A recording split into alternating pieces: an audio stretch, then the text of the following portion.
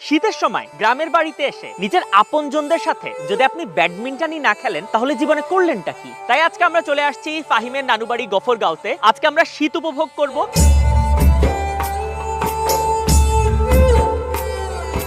এবং ব্যাডমিন্টন খেলার যাবতীয় আয়োজন করবে এবং পুরো এক্সপিরিয়েন্সটাই দেখাবো আপনাদের। গফরগাঁওর উদ্দেশ্যে রওনা হই ভোর 4টায় শীতের সকাল উপভোগ করার জন্য।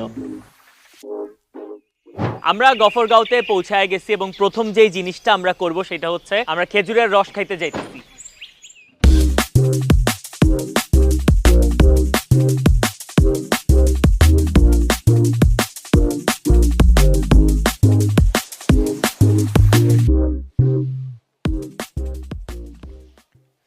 Amazing amazing. না না না, তো কথা বলতে গেলে আমি খুবই কম খাইছি খেজুরের রস এরকম শীতে সকালে। আমার আপনার সাথে একটু একটা কোয়েশ্চেন আছে, কোন ক্লাব, যে ক্লাবের জ্যাকেট পরে আছেন জানেন? ক্লাবের নাম কি?